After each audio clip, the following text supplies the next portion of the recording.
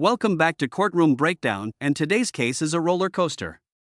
We're dealing with probation violations, sky-high alcohol readings, and a judge who is absolutely done with excuses. This defendant has blown positive multiple times, admitted to drinking while on probation, and now faces the possibility of inpatient treatment or even jail time. Stay locked in, because this judge does not play around, and the twists in this hearing hit fast. Where is she? She's right there, Judge. Come up, Ms. Ramirez. The state wants to do a 6-month extension for her to finish her treatment. She's had a couple of positives. I had a chat with her. I'm not down with that. I'm not down with you just continuing to drink. You're not supposed to. That's the first damn elementary thing of this program is you don't drink. And you're continuing to do it. It's not gonna happen. You know, I mean, do we need to put her into an inpatient treatment program? They're recommending IOP and SOP. The cost of an inpatient, because with DWI-PTI. Oh, I'll revoke her bond. It'll be free. Hopefully we don't do that, Judge. Can you give her a chance to do the IOP, SOP? I had a chat with her. You want to keep in this thing? I'm going to put you in inpatient treatment. You're going to go right now. There goes your life. 6 months minimum. And if you're good, 6 months. Right. If you're good, I'm sorry, 6 months. Otherwise, it's a year and a half in custody. You know, no means no. Doesn't mean I've got a party. I've got Jesus telling me to do it. No. Right here, the judge is laying out one of the harshest but clearest warnings you'll ever hear in a probation hearing. When he says no means no, he's not just being dramatic. He's explaining that probation is a second chance, not a suggestion. If you drink when you're under alcohol-related supervision, you're breaking the central rule of the entire agreement. And inpatient treatment isn't just a punishment, it's a legal tool that allows the court to force sobriety when someone has shown they can't do it on their own. The stakes he lays out are real: 6 months minimum, up to a year and a half, gone. Let me ask you, do you think the judge is being too harsh, or is this exactly what's needed to keep the road safe?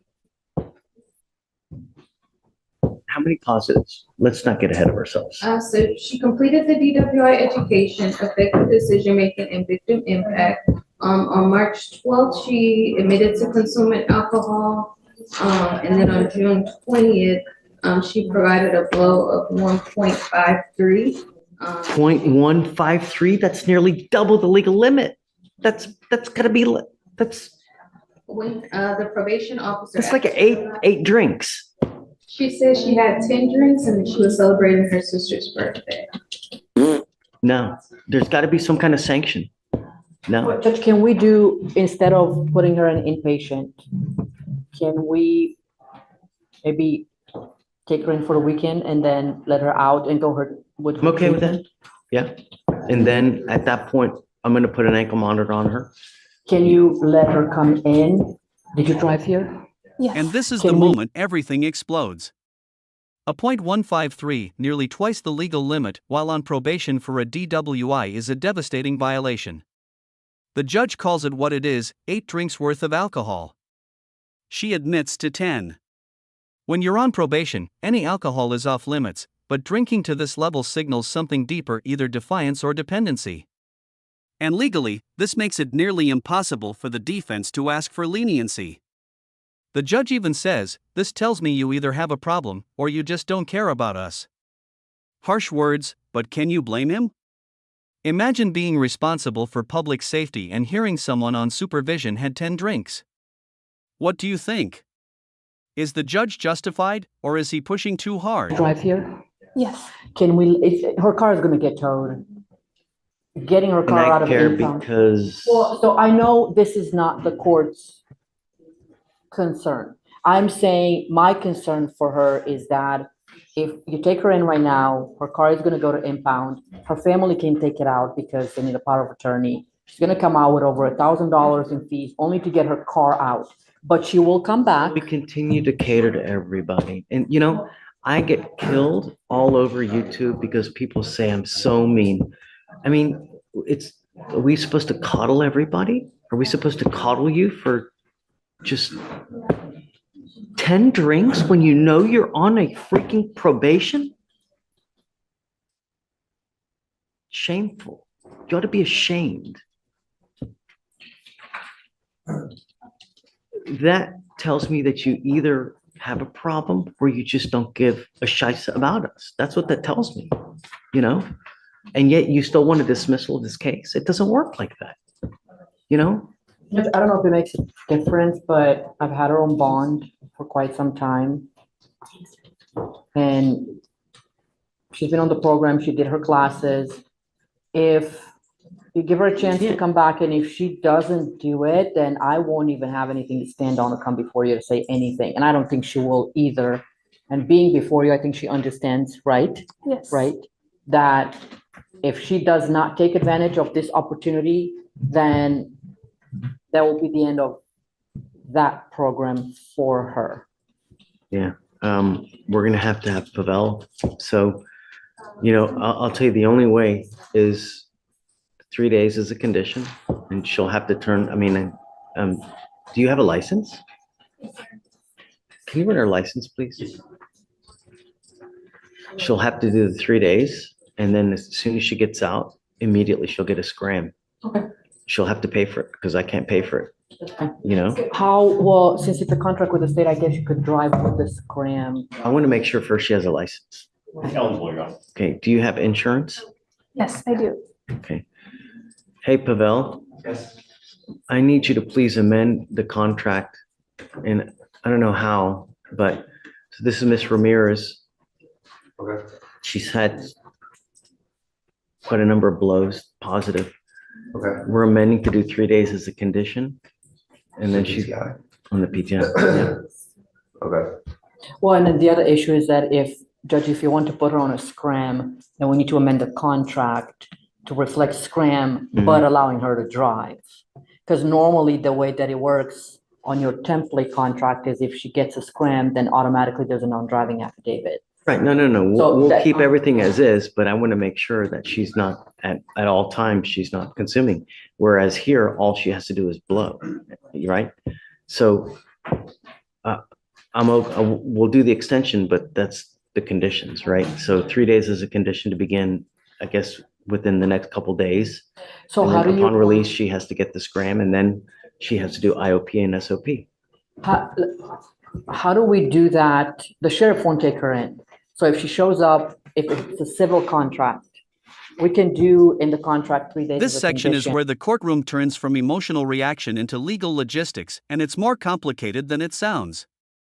The judge and attorneys are juggling multiple factors: mandatory jail days, scram alcohol monitoring, contract amendments, driving restrictions, and the sheriff's intake limitations. None of this is simple.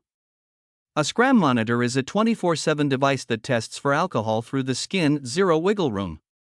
The judge wants her monitored without shutting down her ability to work or attend school, but also wants to protect the integrity of the program. And here's a question for you: should someone who blew a .153 on probation still be allowed to drive with just a scram monitor? Or should driving privileges be removed entirely for safety? Do in the contract 3 days as a condition, but if she shows at the jail and says the sheriffs won't take her in because there's nothing in. Melissa? Can she do it, Judge? She's a full-time student. Can she do it over the weekend, like go in next Friday and come out on Sunday so she doesn't miss school? What days are your school? See, I mean, we continue to cater to people. That's all we do here. We cater. It's like, The only way she can do the 3 days is if you revoke the law. So whenever she wants to go in, she has to come in, and then we have to revoke it, and then you have to bond and reinstate it whenever you want her to get out. I just want to make sure that from a practical perspective, we can get it done so she, what days? if you ever test positive again, you're going to lose 6 months to about a year and a half of your life. Do you understand me? So if it'll be the best damn party, best damn beer, best damn drink, best damn smoke, whatever it is, you ever test positive again, I'm telling you, inpatient you go. Because it really tells me that you have a problem and you're incapable of stopping on your own. So we'll do it for you. That's it. Okay, so I guess let's reset the case between now and what's your school schedule like? I have class Mondays and Wednesdays, in the morning and the afternoon. What about Thursdays? Thursday's no class. What about Fridays? No class. Okay, so let's start on Thursday then. Okay, because that way she'll get a bed. Otherwise, she'll be sleeping on the floor. Too many people going in on Fridays. They sleep on the floor as opposed to if you go in on a Tuesday through Thursday, you get a bed. So we'll have you come back here on Thursday. Can you amend it between now and then? I've never done that. I'll see if that's even possible. I don't think- Anything can happen, Well, man. Judge, if we. You know, really. Judge, if you revoke her bond and she goes into custody, let's say we do Thursday, well, probably better Friday, so we can have her on the docket on Friday and Monday. Okay, And then I'll we come back reinstate on on Monday. Monday, you reinstate her, we don't have to amend anything. all right. Good. Just so we can kind of. I understand. Okay, That's, okay. Yep. okay. And then we'll just amend, if you want to do the scram, then they'll just amend that. portion. I mean, if they tell me that they can't do that, then I'm not going forward. I'm not going to do it. Because it's not fair that she's out drinking 10 beers or whatever, 10 drinks in one night, and it's a slap to the face and everybody else that actually complies with this thing. No way. I'm not going to do it. So, okay, we'll see you on Friday. So here's the final breakdown. After all the warnings, negotiations, and back and forth, the judge gives her one last structured chance, 3 days in custody, followed by a scram monitor, IOP and SOP treatment, and strict zero-tolerance expectations.